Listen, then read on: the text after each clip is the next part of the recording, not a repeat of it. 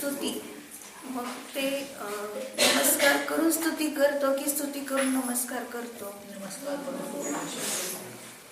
नमस्कार करून स्तुती करत असतो. कारण का तर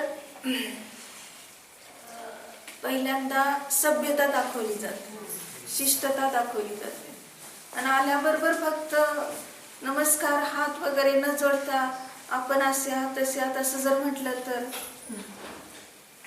तर म्हणणार काय यांना वेड लागले का, काहीतरी उगाच बडबडत. म्हणजे तिथं सुद्धा कसं आहे, विधी करताना सुद्धा क्रम आहे. मग त्या क्रमाला जर आपण व्यवस्थित जाणलं तर काय प्रणम्य नमस्कार केला त्यात अर्ध काम झालं. केवळ फक्त हात जोडले तरी अर्ध काम होते, म्हणजे खुश होत होतो. मग ते सांगितलं की नाही उदाहरण की म्हणजे ऑफिसमध्ये निवड करायची होती काही लोकांची. मग काही लोकांची निवड करायची असताना आता पुष्कळ स्पर्धक येणार ना तिथं, म्हणजे एकच येतो असं नाही, त्यांना 3 पाहिजे होते. मग 3च आले नाही तर किती आले होते? पुष्कळ आले होते. मग त्यातल्या दोघे गुणवत्तेमध्ये उतरले आणि दोघांची निवड केली. मग तिसरा काही तसा योग्य वाटला नाही तर त्या सगळ्यांना फेल करून टाकले. मग तसं केल्यानंतर घटना काय घडली की जो म्हणजे आता त्यांना जे काही आहे ते रेल्वेचं रिझर्वेशनचं किंवा तिकिटाचं जर गावात जायचं ते देत असतात त्यांना. मग तसं त्यांना दिलेलं आणि पाठवून दिलं. पाठवून दिल्यानंतर थोड्या वेळाने तो स्टेशनवरून एक मनुष्य परत आला. त्यातला आल्यानंतर तो ऑफिसच्या बाहेर वरांड्यामध्ये चक्रा घालू लागला. कारण का तर जो पैसे देणारा कोण असतो तो, हा, तर तो काही तिथं दिसला नाही. त्यामुळे तो त्याची वाट पाहतो, फेरी घालत राहिला. आणि मग त्याच वेळेस आतून पाहिलं कोणतरी आहे बाहेर. मग बाहेर आहे म्हटल्यानंतर दिसलं तर त्या आलेल्या लोकांच्या पैकीच एक आहे. मग त्याला काही सांगितलं, आत बोलवून सांगितलं की तू का आलास, तुला फेल केलं ना, तुला काही घेणार नाही आम्ही. माहित असताना पुन्हा पुन्हा तू काही हांजी करायला आलायस का? मग त्यावेळेस तो अगदी अतिशय नम्रतेने काय बोलतो, माफ करा मला, मी म्हणजे शिफारस करायला आलो नाही किंवा मला घ्या म्हणायला आलो नाही, तर मी ह्याची वाट पाहतोय की तो कॅशियर कधी येईल, त्याच्याकडून चुकून मला जास्त रुपये आलेले आहेत, ते परत द्यायला मी आले, एवढंच माझं काम आहे.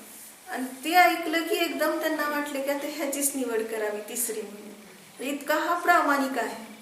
मग काय म्हटले, ठीक आहे, आता तिसरा आम्हाला गरज होता तर ते तिसरा म्हणून तुझी नेमणूक करत आहोत.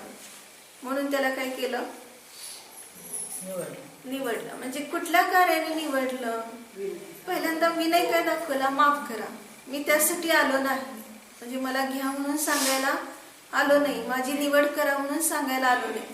मग तिथंच तो काय झाला, पहिल्यांदा म्हणजे एकदम खजील झालाय ऐकणारा की काय सांगतोय आपण, न ऐकताच उतावीळपणे त्याला म्हणतो जा म्हणून निघून.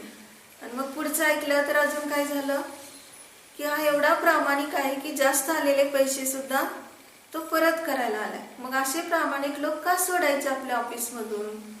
म्हणून त्याची निवड केली, त्याची कहाणी झाली. इथं काय आहे त्याचं, भगवंताजवळ आम्ही गेलो, प्रामाणिक होऊन गेलो का नमस्कार करतो तिथंच पहिल्यांदा प्रामाणिक झालो आणि मग स्तुती करायला पात्र झालं.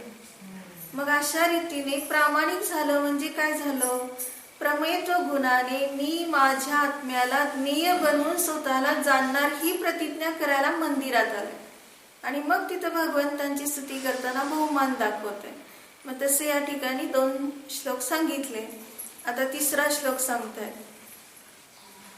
बुद्ध्या विना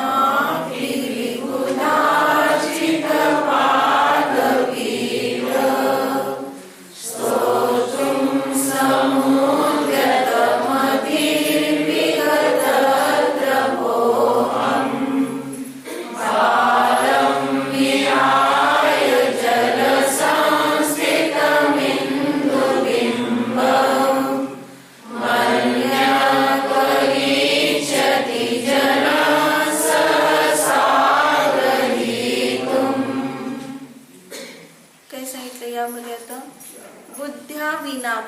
पहिल्यांदाच काय सांगितलं, बुद्धी नसताना सुद्धा.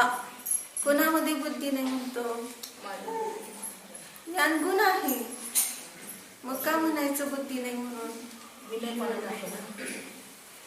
बुद्धी नसताना सुद्धा म्हणजे काय आहे, तर माझा क्षयक्षम अतिशय अल्प आहे हे दाखवायचंय. आणि क्षयक्षम हा माझा स्वभाव नाही. ज्ञानगुण नसताना म्हणायचं नाही, ज्ञानगुण आहे, पण पर्यायात मी एवढं लो लेवलला गेलंय की नियार्थ परिणमन करण्याने मी अगदी मंद बुद्धीचा झालं, म्हणजे स्वतःला आजपर्यंत जाणलं नाही. आणि असं असून देखील आता मी तुमचा इतका बहुमान करायला आला, म्हणजे इतकं दाटून आले की तुमची स्तुती केल्याशिवाय मला काही चैन पडत. म्हणजे आपण जसं एखादं म्हणतो ना, एखाद्याला काम करण्याचं सामर्थ्य नाही येते, पण आता तो म्हणतो की मुलगा आला एवढा लांबून परदेशाला शिकायला गेला आणि तिथून आलाय, तो पण लगेच जाणार आहे. मग त्या मुलाला मी काय करून काय नाही, आता आजार आहे हे दाखवायचं नाही. अगदी तापाने फणफणलेली आई, पण ती लगेच काय करते, तिथं सामर्थ्य लगेच प्रगट करते. आपण त्याला जे आवडतं ते करून देते. मग त्यावेळेस शरीरात सामर्थ्य नाही, पण सामर्थ्य कुठून आलं, त्या मुलाला पाहून आलं. तसं इथं सांगताय की त्या वेळेला तिच्या मनात ती रुची आहे. मग तसं इथं हे भगवान मी स्तुती करायला कसं झालंय, समुद्यत म्हणजे इतका निर्लज्ज आहे. त्रपा अहम, मग विगत त्रपा, म्हणजे त्रपा म्हणजे लज्जा आणि विगत म्हणजे निघून गेली. म्हणजे मी कसं आहे, निर्लज्ज. म्हणजे स्वतःला त्यांनी म्हटलंय तुम्ही किती महान आणि मी कुठल्या लेवलचा, आणि तुमची स्तुती करायला निघाल, पोहोचेल का तरी? म्हणजे तुम्ही क्षायिक केवळ ज्ञान चे धारक आणि मी क्षयक्षम ज्ञानाचा धारक. मग मी कसं आहे की तुमची स्तुती करायला निघाले, म्हणजे मी निर्लज्ज होऊन निघाले. असं म्हणायला नको होतं की नाही त्यांनी निर्लज्ज स्वतःला हो म्हणताय. तर या ठिकाणी त्यांनी काय केलंय की सगळ्यात ह्यात अगदी मर्म समजून घ्यायचंय. काय घेतलं, विभूत अर्चित पादपीठ. हे भगवान आपण कसे आहात, विभूत म्हणजे विद्वान एक अर्थ होतो, वेद विज्ञानी, आणि दुसरा अर्थ काय होतो, विभूत म्हणजे देव. मग त्यांच्याद्वारे अर्चित म्हणजे पूजित, ज्यांचं पादपीठ म्हणजे तुमचं चरण ठेवण्याचं सुद्धा जे पीठ म्हणजे सिंहासन आहे, तर ते सुद्धा कसं आहे, त्या सिंहासनाची सुद्धा पूजा त्या विद्वानाने म्हणजे कोणी केली, वेद विज्ञानी देवाने केलेली. आणि मग तुम्ही तर किती लांबचे, म्हणजे ज्याच्यावर तुम्ही बसता, थांबता, राहता, म्हणजे उभे राहता किंवा बसता, तर त्या पीठाला सुद्धा इतका आदर दिलाय. म्हणजे एवढे तुम्ही महान, पहिल्यांदा दाखवलं एवढे तुम्ही महान. आता कुठून महान पाहायचंय, पीठातून पाहायचं की त्या केवळ ज्ञानाच्या पर्यायातून पाहायचं की ध्रुव स्वरूपातून पाहायचंय. म्हणजे आता पहा, नीट लक्षात घेण्यासारखं आहे की अशा तुमची मी स्तुती करण्यासाठी सम्यक रीतीने उद्यत म्हणजे तत्पर झालेला आहे. पण मी कसं आहे, मती म्हणजे माझी बुद्धी अतिशय अल्प असताना सुद्धा मी कसा आहे, विगत त्रपह अहम, म्हणजे ज्याच्यातून लाज निघून गेली, धीटपणे तुमच्या समोर आहे. सांगायचं काय, म्हणजे मी इतका बाल आहे, आणि बाल असतो त्याला काही समजत नसतं, तो कुठं पण प्रवेश करतो. तसं तुम्ही एवढे महान आणि तुमच्या समोर मी यायचं म्हणजे मी धीट ऐकू, हे असं स्वतःच काय केलं, सांगून टाकलं. मग तिथं तसं सांगताना आता हे सगळं आपण लावून घ्यायचंय. कसं लावायचं, त्याला उदाहरण त्यांनी स्वतः कसं दिलंय, बालम विहाय, बालकाला सोडून पाण्यामध्ये, जलसंस्थित म्हणजे पाण्यामध्ये सम्यक रीतीने पडलेलं इंदुबिंब म्हणजे चंद्राचं बिंब, प्रतिबिंब, ते काय आहे की बालकाला सोडून अन्य क इच्छती जनः सहसा ग्रहितम, म्हणजे अन्य मनुष्य सहसा म्हणजे अचानक त्याला ग्रहण करायला कोण बरे धजावेल, कोण इच्छा करेल. एक बालकच असे की त्याला कळत नाही, असं म्हणतो ना, बालम विहाय.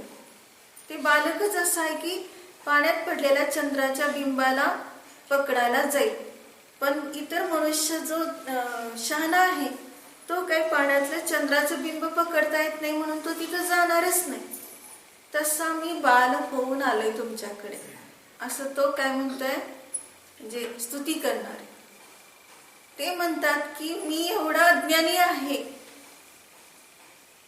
आणि तरी सुद्धा मी चंद्राचं पाण्यातलं बिंब पकडण्याचं धाडस करण्यासारखं तुमची स्तुती करण्याचं हे करतोय. म्हणजे काय म्हणतो, अशा प्रकारची माझ्यामध्ये जी प्रवृत्ती झाली स्तुती करण्याची, म्हणजे इतका मी तत्पर झालोय, तर ते एक प्रकारचं माझं न तुम्हाला पोचण्यासारखं शौर्य आहे.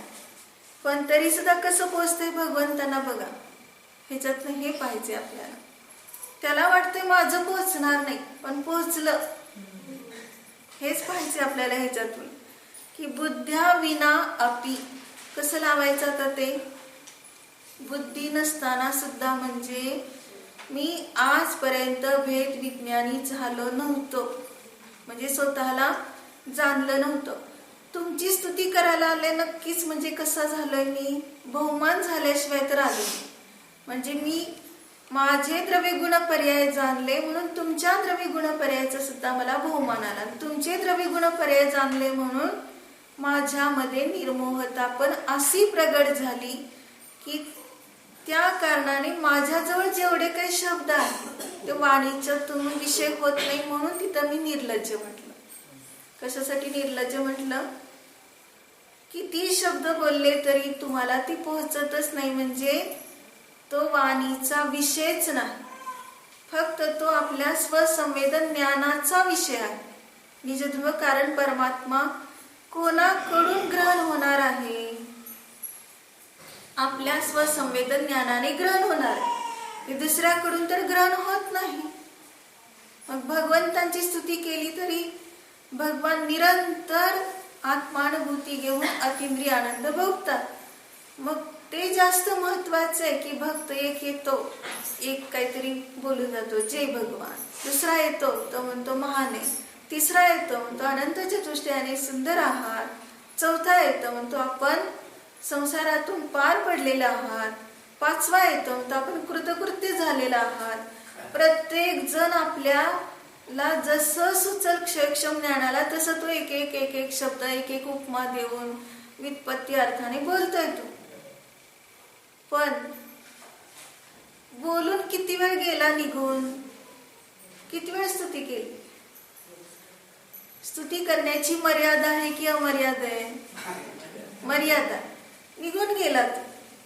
आणि भगवान आहेतच की, मग आता स्तुती नाही करण्यायोग्य का ते भगवान. जेव्हा सगळे भक्त रिकामे होतात, निघून जातात, मंदिर फक्त राहतं आणि मंदिरात मूर्ती राहते किंवा समोशनात फक्त भगवान राहिले, मग आता स्तुती करण्यास पात्र नाहीत भगवान, गेले सगळे भक्त निघून, काय करायचं आता काय म्हणायचं त्यांना, भगवान म्हणायचं की काय म्हणायचं. स्तुती केले तर भगवान आणि नाही केले तर अभगवान, असं आहे का. म्हणजे भक्तावर तुमचं अवलंबून नाही, हे त्याच्यातनं घ्यायचंय. बुद्ध्या विनापी कुठं घ्यायचं, म्हणजे मी किती अल्लड होऊन आले तुमच्याकडं, किती वेळ मी थांबणार आहे तुमच्याकडे. तुम्ही परद्रव्य, मी माझ्यामध्येच राहणारा, तुम्ही तुमच्यामध्ये राहणार. मी तर तुम्हाला काही करू शकत नाही, तुम्ही मला काही करू शकत. आणि एवढं असून सुद्धा काय माझा वेग आलाय की तेवढं क्षणभर तरी बोलून जायचंच. भगवान महान आहात तेवढं तरी बोलायला आलं असलं. म्हणजे मी कसं आहे, बुद्ध्या विना, बुद्धी नसताना सुद्धा समुद्यत तत्पर झालंय. म्हणजे कुणाला हा उमंग येते जास्त, इंद्रसद वंदियान, कुणाचं नाव आलं पुढे जास्त, 100 इंद्राचं नाव पुढे आलं. मग इंद्रच का म्हटलं त्यांना, मुख्य आहेत. मग पंचकल्याणी करणारे मुख्य कोण आहेत? इंद्र आहे की मनुष्य आहे? मुख्य तर इंद्र आहे. मग तिथं इंद्राला मुख्यता का दिली? कशासाठी म्हटलं इथं? बुद्ध्या विना. इंद्र चतुर्थ गुणस्थानाच्या पुढे जातच नाही, असंयमी आहे. आणि मग त्याची झेप कुठपर्यंत आहे? संयम घेता येत नाही म्हणून त्या संयमीच्या चरणावर जाऊन पडला, पंचकल्याणिक साजरं केलं. ज्याला जितकं मिळत नाही ना तितकं तो काय करतो? जास्त झेप घेतो. मनुष्य आपला बसलाय उदासीन, कारण तो त्या लेवलचा, भगवंतांच्या लेवलचा. आत्ता म्हटलं तर लगेच दीक्षा घेतली, झालं केवळ भरत चक्रवर्ती, अंतर्मुहूर्तात गाठलं. पंचकल्याणिक साजरं करण्याची गरज नाही, स्वयं कल्याणी. का त्या इंद्राने केलं पंचकल्याणिक? त्यांना लगेच त्या भावात मिळत नाही म्हणून जास्त तो धडपड कर. म्हणून काय म्हटलं? बुद्ध्या विना. बुद्धी नसताना मी आले. म्हणजे तुमच्या जवळचे किती आहेत आणि मी इतक्या दूरचा आणि उगाचच धडपड कर. कोण जवळचं?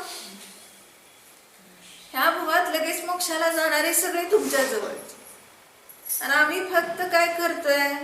मोठेपणा दाखवतोय. समोर शरण रचना केली, दिव्य ध्वनी फिरते, मग ती 12 सभा. काय करणार आता? दुसरं काय? जेवढं करण्याची योग्यता तेवढं केलं.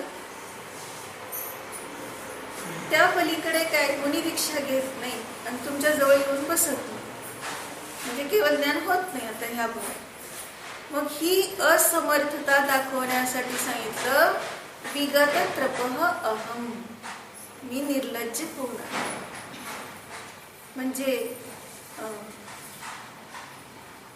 एखादा मनुष्य असतो आणि त्याला तसं काही पात्रता नसते त्या पर्यायात तरी, त्यावेळेस तरी, आणि मग तो काय करतो? मध्ये मध्ये करतो. मग त्यावेळेस सगळे हसतात त्याला की हा कसं काय मध्ये शिरला. मग ते कोणाचं उदाहरण घेतलं? मुनी आहाराला निघालेले आहे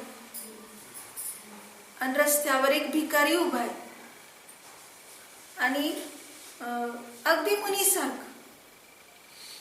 का भिकाऱ्याचं उदाहरण घेतलं? मुनींच्या अंगावर कपडे नाही, त्याच्याही अंगावर कपडे नाही. मुनी पण भिक्षार्थ म्हणजे चर्येसाठीच निघालेले आहेत आणि त्याने पण भिक्षेसाठीच पात्र घेतलेला. फरक काय दोघांचा लक्षात घ्यायचा. मुनी निघाले निरपेक्ष वृत्तीने आणि तो निघालाय सापेक्ष वृत्ती. त्याच्या हातात पात्र कुठल्या वृत्तीने आहे? सापेक्षता आहे, मला कधी पडेल माझ्या भांड्यात. आणि मुनी काय विचार करतात? सिद्ध भक्ती म्हणून निघाले. सिद्ध भक्तीमध्ये केवढी शक्ती आहे? काय म्हटले सिद्ध भक्तीमध्ये? सिद्धांचा स्वभाव कसा आहे ते सगळं आठवून, तव सिद्धे नैसिद्धे संयम सिद्धे चरित्र सिद्धे नानम्मी दंसनम्मीय सव्वे शिरसा नमनसा. मग काय घेतलं?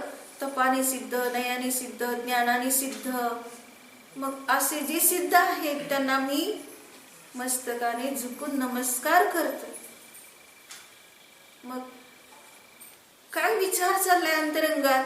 अरे किती अपराधी आहे, हे तपाने सिद्ध झाले आणि मी महाव्रताचा भंग करायला निघालोय. अहिंसा महाव्रत धारण केलंय, प्रतिज्ञा केली कधी सुद्धा अहिंसेचा उल्लंघन करणार नाही, सतत अहिंसा मध्येच राहणार. आणि हे मी काय कर?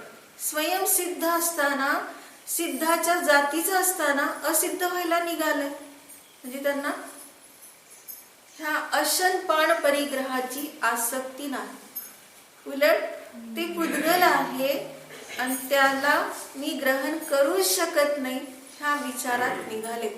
आणि धावताय सगळे त्यांच्या मागे श्रावक. अत्र अत्र तिष्ठ तिष्ठ, थांबतच नाही. पण मुनी कुठल्याही घरासमोर थांबेना. मग सारखी काय धावपळ काय चालली, धारणा कोणती तरी असं आपलं काहीतरी चुकतंय. मग सारखं बदलायचं चाललंय. अत्र अत्र तिष्ठ तिष्ठ घोष चाललाय, पण ते काही थांबे नाही. मग काय चुकलं अजून. एक चक्कर मारली, दुसऱ्या चक्करला पण अजून थांबनाच असते, पुढेच चालले. आणि तो भिकारी पाहून काय म्हणतोय, काय हे तर माझ्यासारखेच आहेत आणि कुठं थांबत नाही, तरी त्यांच्या मागं पळतायत. घ्या घ्या म्हणतात, या या म्हणतात, आणि मी मात्र केव्हापासून भांड घेऊन उभा राहिलंय. तू माझ्या भांड्यात पडा नाही. म्हणजे मला सुद्धा यांच्यासारखंच कोण नाही, मग मला का देत नाहीत हे लोक. कुणीतरी ऐकलेलं असत, श्रावकापैकी कुणीतरी ऐकल्यानंतर म्हणतात, समजून घे, तू म्हणजे मुनी नाहीस. काय आहे, जरी तुला दिसतंय ह्यांच्या अंगावर कपडे नाहीत, माझ्याजवळ पण काही नाहीये, मला पण पाहिजे, ह्यांना पण भूक लागली, मला पण भूक लागलीये, मग मला का नको, म्हणजे मला का देत नाही. मग त्यावेळेस त्या श्रावकाने सांगितलं, तू अन्नाच्या माग पळतोय आणि हे मुनींच्या माग अन्न पळत. हा फरक आहे दोघांमध्ये. तू अन्नाच्या माग पळतोय म्हणजे देई याचना चालली, मला द्या मला. आणि हे काय आहे, नको, हे मला नको, हे माझं स्वरूप नाही. निरपेक्ष वृत्ती त्यांच्यात आणि तुझ्या सापेक्ष वृत्ती, हा फरक आहे. मग या ठिकाणी जो स्तुती करायला आलेला आहे तो सापेक्ष वृत्तीने आला. काय सापेक्ष वृत्ती, भगवान तुम्ही एवढ्या लेवलला पोचला, मी अजून खालीच. म्हणून सांगितलं निर्लज्ज, म्हणजे मी अजून भोगात आहे, शरीरात आहे, बुद्धीने निर्लज्ज नाही झाला. कशाने निर्लज्ज झाला, तर ह्या भोगाच्या विषयात मी अजून अडकलोय. म्हणजे किती निर्लज्ज तुम्ही, किती निरपेक्ष, आणि मी एवढा सापेक्ष होऊन तुमच्या चरणाकडे आलोय स्तुती करायला. कसं काय बरे माझ्यात ही एवढी योग्यता असणार. म्हणजे त्याला काय वाटतंय, स्वतःची लाज स्वतःला काय वाटायला लागलीये, की एवढं सगळं तुमसा दानी क्या कोई हो, जग की दे दी जग को ही दिया. म्हणजे तुम्ही एवढं सगळं सोडून निघालाय आणि मी तुमची स्तुती करायला आलो तरी परत कुठं निघालोय, परत त्या संसारातच.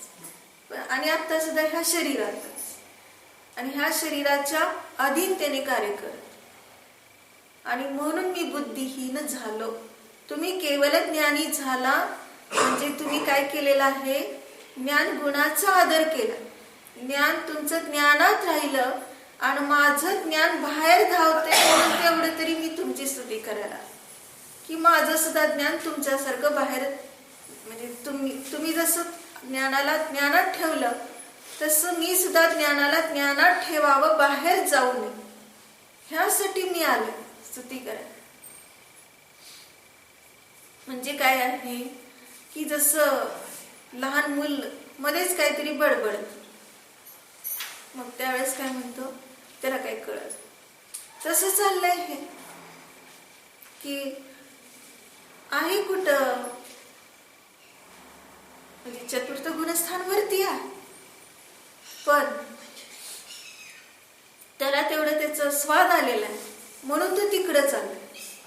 स्वादच आला नसता तर काय झालं असतं, तो स्वादच आला नसता तर काय झालं असतं, तो एवढं सुद्धा म्हणायला आला नसता की बुद्ध्या विनापी किंवा विगत त्रपोहम, हे सुद्धा म्हणायला आला नसतं. तर काय झालं असतं, तो म्हणतो मी किती बुद्धिमान आहे असं झाला, गर्विष्ठ झाला असतो. म्हणजे बुद्ध्या विनापी म्हणताना एवढा तो नम्र झालेला आहे की कारण त्याला असं वाटतंय की माझं ज्ञान बाहेर धावतंय, त्याला मी केंद्रित करायला आत आले. फक्त दिसतंय एक निमित्त मात्र कोण, भगवान, त्यांची स्तुती दिसते, पण मला आत एवढं जळजळतंय, एवढं तडफड आहे की मी अजून कसं नियार्थ परिणमन करतोय, मी ज्ञानात का राहत नाही, त्याचं प्रदर्शन करायला म्हणून मी बुद्ध्या विनापी म्हणते. म्हणजे काय आहे की किती आता तो डॉक्टर आहे, वकील आहे, इंद्र आहे, आणि मागच्या श्लोकात तर सांगितलं द्वादश अंगाचा पाठी आहे, मग तरी बुद्ध्या विनापी कसं म्हणायचं? तर काय शरीरात बसलाय, चतुर्गती भ्रमण करतोय, मग काय बुद्धिहीन म्हणायचं की बुद्धीने सहित म्हणायचं? त्याला बाहेर तुझं किती काय काम करत असेल ते ज्ञान, डॉक्टर, वकील, सगळं शरीराचं काम कर, पण आत्म्याला कुठं वकिली केली, आत्म्याची वकिली, आत्म्याची डॉक्टरकी केली नाही, हे तू सांगायला. आजपर्यंत मी बाहेर शरीराचं सगळं करत बसलो, आत्म्याचं काहीच केलं नाही, म्हणून मी बुद्धिहीन झालो. म्हणजे खूप अपराधी असतो आणि त्याला जेव्हा अपराधाची जाण येते त्यावेळेस तो कसा नम्र झालेला असतो, मग तो सगळं प्रतिक्रमण करतो. मग ते घेतलं ना आपण याच्यामध्ये आलोचना पाठमध्ये, हा मी दुष्ट अपराधी, मी दुष्ट अपराधी किती आहे, मी पंचसुना केल्यात, झाडलंय, पाणी काढलंय, गाळलंय, अग्नी पेटवली, अजून काय वायू काही जीवाची हिंसा केली, सगळे मी एवढे, आणि त्रस जीवाची पण माझ्याकडून किती हिंसा झाली, हे सर्व मी आरंभ करत असताना माझ्याकडून एवढे प्रमाद घडलाय, तर मी किती मोठा अपराधी आहे. तसं ह्या श्लोकात सांगितले. अनादी काळापासून भ्रमण करत आलेला मी अजून इथंच, तुम्ही सुद्धा अनादी काळचे, पण तुम्ही मात्र सुटला, म्हणून मी बुद्धिभ्रष्ट आहे. काय म्हटलं, बुद्ध्या विनापी, विगत त्रप, काय म्हणाल तेवढं कमीच आहे, कारण त्याला आता अपराध समजलाय ना. अपराध समजला नाही तर तो स्वतःला असं निर्लज्ज म्हणणारच नाही. म्हणजे आता त्याला कळलंय चतुर्गती भ्रमण करणं ही माझं स्वरूप नाही. मग चंद्राच्या बिंबाचं का उदाहरण दिलं, बालकाला सोडून दुसरं कोण बरे धावणारे घ्यायला असं म्हणतो ना, मग तसा आहे का तो बालकासारखा? तो बालकासारखाच आहे का अपेक्षा? कारण त्याला वाटतं की ते मला मिळणारच, चंद्राचं बिंब मला मिळणारच, म्हणून तो पकडायला जातो. तसं ह्याला पण काय वाटतंय, मी केवली होणारच, माझ्यात काही कमी नाही, म्हणून तो स्तुती करायला लागला. म्हणजे मी स्वयं आहे केवली आणि माझ्यामध्ये ती योग्यता मी प्रगट कर. मग चंद्राचं बिंब त्याला मिळालं का? त्या मुलाला चंद्राचं बिंब मिळालं का? तर आता परत त्याचा श्लेष कसा करायचा लक्षात घ्यायचं. चंद्राचं बिंब प्रत्यक्षात काय आहे, ते पृथ्वी का एक विमान आहे, आणि ते पाण्यात त्याचं प्रतिबिंब पडलं म्हणजे काय आहे, त्याच्यापासून ते भिन्न आहे. कशापासून? त्या चंद्राच्या बिंबापासून भिन्न आहे. तसं हे आत्मा ह्या शरीरापासून भिन्न आहे. हे समजायला आलं. पकडू शकत नाही चंद्राच्या बिंबाला, कारण ते खोट आहे, प्रतिबिंब आहे. पण पडलेलं प्रतिबिंब त्याचं सादृश्य दाखवते, त्याच्या सारखंच आहे. लक्षात घ्यायचे. पकडता येत नाही पण समानता पाहिजे. तसं तुमचं प्रतिबिंब माझ्यात पडलंय, मी तुम्हाला पकडू शकत नाही, तुम्ही मला पकडू शकत नाही. फक्त सादृश्यता समजून, म्हणजे सादृश्य प्रतिबिज्ञानाने मी स्वतःला जाणून तुमच्यासारखंच व्हायला आलो.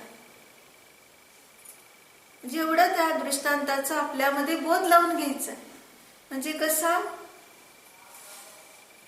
की तुमच्याकडे पाहिलं की ते प्रतिबिंब माझ्यातच पडतंय आणि माझं प्रतिबिंब तुमच्यात पडले ते पण म्हणजे इतकं दोघांची स्वच्छता आहे. स्वच्छत्व शक्तीने दोघे सहित आहे. माझंही प्रतिबिंब पडलेलं मला दिसतंय आणि तुमचं प्रतिबिंब पडलेलं मी साठवून ठेवतोय. मी वितराग आहे म्हणजे मला सुद्धा काही कमी नाही. माझ्यामध्ये अनंत गुणांचं वैभव आहे.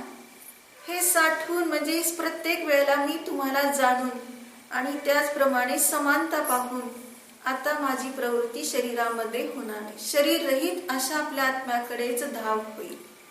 एवढं करण्यासाठीच म्हणून मी स्तुती करायला आले. म्हणजे याला सोडून दुसरं माझं अन्य प्रयोजन नाही. नाहीतर तुमचा मोठेपणा काही मी करू शकत नाही आणि तुमची मी स्तुती केली म्हणून काही माझा मोठेपणा करण्यासाठी मी आलो नाही. म्हणजे एक भक्तात माझी पण गंती होईल म्हणून आलं नाही. तर मला सुद्धा काय आहे की ते मला फक्त तुमची सादृश्यता पाहून सदैव मला स्मरण राहावं. कुठल्याही भावामध्ये मी भ्रमण करू नये.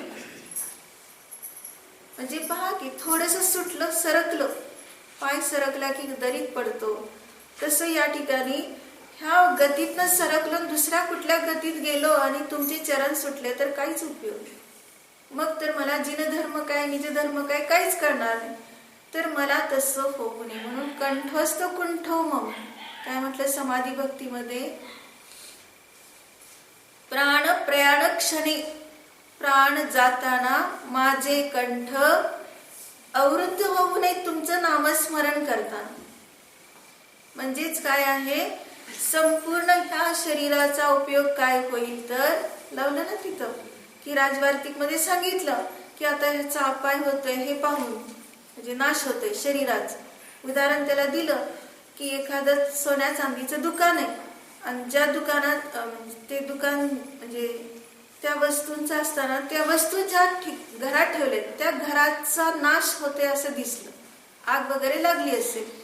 मग तो काय करतो दुकानदार, पहिल्यांदा आग विझवण्याचा प्रयत्न करतो म्हणजे घर वाचवण्याचा प्रयत्न करतो. पण घर वाचत नाही पाहिल्यावर तो काय करतो, मूल्यवान वस्तू बाहेर काढून घेतो, सुरक्षित ठेवतो. मग तसं या ठिकाणी संलेखना केव्हा धारण केली जाते तर आता शरीराला आग लागली हे दिसते. आग लागली म्हणजे रोग झाला, दुष्काळ पडला किंवा आणखीन काहीतरी प्रसंग प्राप्त झालाय तर शरीराचं वय पाहायचं.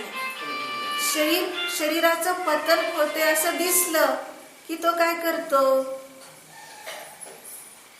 शरीराचं पतन होते असं दिसलं की पहिल्यांदा त्याला वाचवण्याचा प्रयत्न करतो. कारण त्याच्या आश्रयाने मूल्यवान वस्तू आहे. कोणत्या, सोनं चांदी नाही, संयम सम्यक दर्शन हे सर्व जी साधना करते, चार आराधना वगैरे, तर त्याला सांभाळण्यासाठी ह्या आश्रयाला तो काय करतो, पकडतो. कुठल्या आश्रयाला, शरीर. मग ते तरी सुद्धा थांबत नाही शरीर, हे पाहिलं त्याचा नाश होणारच आहे. मग त्यावेळेस लगेच तो काय करतो, आपल्या मूल्यवान वस्तू तर वाचव, जाऊ दे शरीर गेलं. मूल्यवान वस्तू कोणत्या,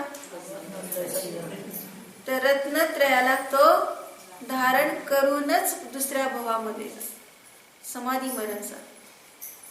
म्हणून काय आहे की या ठिकाणी हे सांगितलं की हेच माझं साध्य व्हावं म्हणून मी तुमच्याकडे आलोय. तुम्हाला सोडून आता दुसरीकडे जाणार नाही. निर्लज्ज का झालंय लक्षात घ्या, निर्लज्ज सगळीकडे लावायचं. अगदी सगळीकडे फिरून फिरून आलंय, सरागी देव देवता सगळं बघून आलं आणि इतकं बघून आलं शेवटी बघा तुमच्याकडे येऊन बसलं. अगदी गुपचूप निर्लज्ज. सगळ्यात शेवटी कुणाला पकडलं, तुम्हालाच पकड. वितराग भगवंत. मग काय भगवान असं म्हणालेत नाही, एवढे भाव घालवले गेला भटकून भटकून शेवटी इथंच आला ना असं म्हणतात का भगवान. तो स्वतःच म्हणून घेते मी निर्लज्ज. मी इतकं सगळीकडे फिरून आलो, मला काही शांती मिळाली नाही कुठं, पण तुमच्या इथं मात्र आता असं आलंय की परत कधी जाणार. अशाच ठिकाणी आता मी आश्रय. मग काय सांगितलं त्या दर्शन पाठ मध्ये, काय म्हटलं, मा भूम चक्रवर्ती जिन धर्म निवासित. म्हणजे मी चक्रवर्ती झालो नाही तरी चालेल, संचितोपी दरिद्रोपी जिन धर्म निवास.